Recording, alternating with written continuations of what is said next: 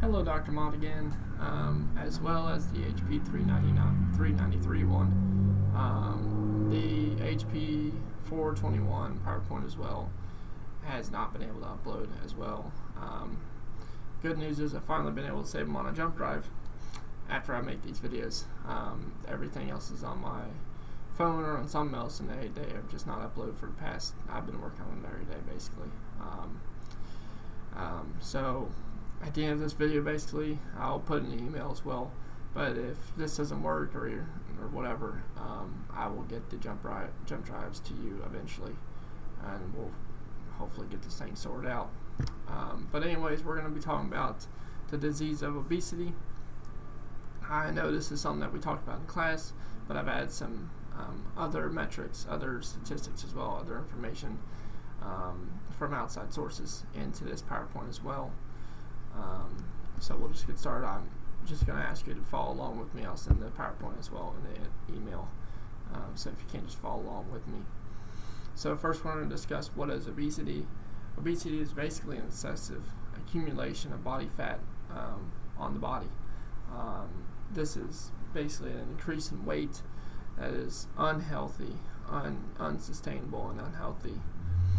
I know you in class you talk about my 600-pound life a lot. That's an excessive case of obesity, but obesity can happen in much smaller ways and still be dangerous and still be deadly as well. So getting into it, is this a common disease today?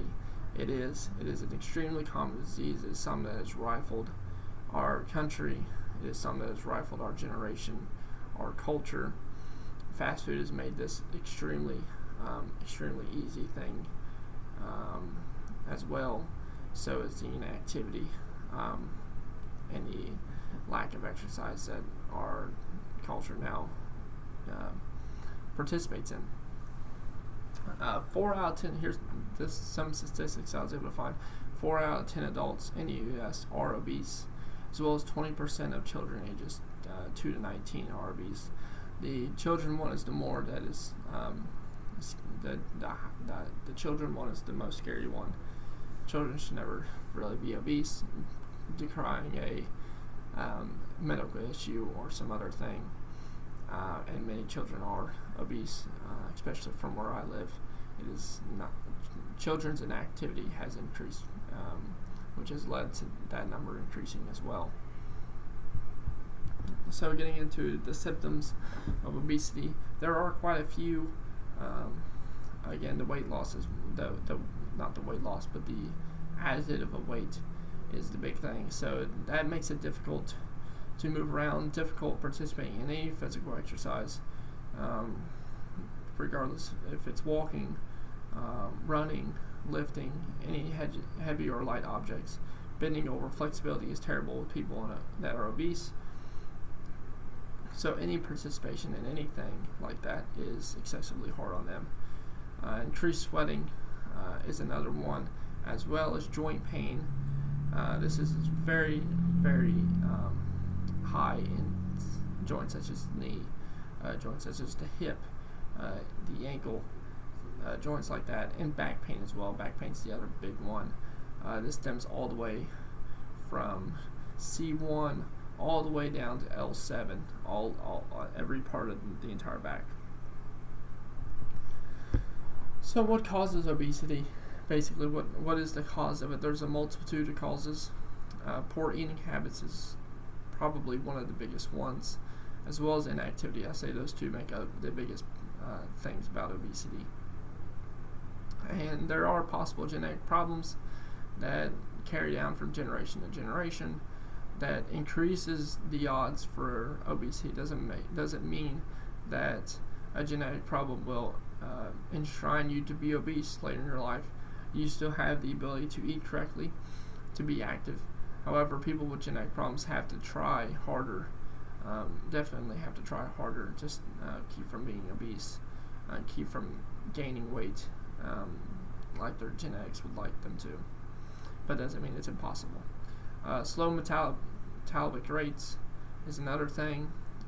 That's again not an excuse for obesity, but it is a thing that can cause it.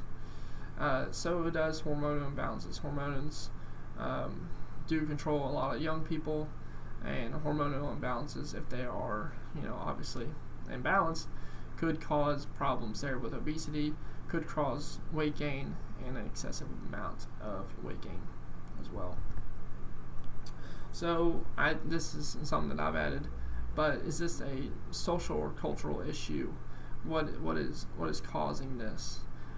So I've added here from some stats, basically some cultural groups in the United States. So we've got Black adults, Hispanic adults, white adults, and Asian adults, and we're going to look at the percentages of these groups, these cultural groups, if they are obese. And as you can see, the highest ones are Black adults, and then closely fall behind by Hispanic and white adults, and then last is Asian adults at 16.1%. Again, remember, 4 out of 10 adults were obese, so Asians are well under it, and Black adults are quite a bit over it. So we had to look at why is this? Why is some cultures, such as Asians, not getting obese as much as Black or Hispanic? Why is that the case? Why is it that they're 30 to 40% almost lower in that case? You could say family, the nuclear family could be a problem with this. The lack of the nuclear family, lack of cooking at home, lack of being exercising, lack of being engaged in the community, staying at home. All these things could be a problem, and this does seem like this data seems like it's a cultural issue. You could even refer this to people that you know. There are families that the parents are very, very much active, and you don't see any of them being obese. And you go and look at another family who could be right down the street, be the same skin color, go to the same church, go to the same everything, but they do not do that. They do not participate, and they probably are obese, and their kids probably grow up the same, where they don't have physical activity. They weren't grown up to have to go out and play outside, sit inside, watch TV. TV has made this, and fast food have made obviously these problems increased. So how do these people overcome obesity? Again, we just talked about how there are some cultural differences in the levels of obesity in the United States. So how do those people in the high obesity numbers, how do they overcome it? The first step is obviously to realize that there's a problem. They have to accept that there is a problem in their life, and that it's not going to go away without them working on it. And it could be a deadly thing, and it's going to take years off their life. It's not a healthy thing, as much as the world tries to make it seem that way these days, with all this fat acceptance and stuff. It's not a good thing. It's not healthy. It's a lie to say that it is. So the first thing is they need to cut calories out. If they are obese, they're definitely taking in more calories than they're burning. So definitely cutting out bad calories, cutting out calories that are not needed, needs to be the first step. And then they need to begin to exercise. Now this might be extremely uncomfortable, as well as cutting out calories for them. But both need to happen. Both are extremely important in overcoming obesity. And I would say possibly the biggest goal that they could have, obviously, could be overcoming obesity, but making small goals, getting rid of the weights in small goals.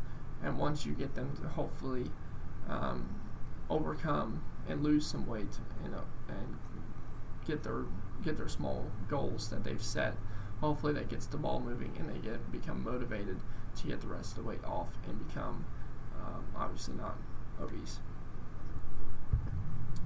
So what are my conclusions with this? Conclusions basically, this is a deadly disease, as much as our world in the United States today tries not to say it is, try not to say that it's basically becoming rampant across the United States, taking over kids' lives, taking over adults as well.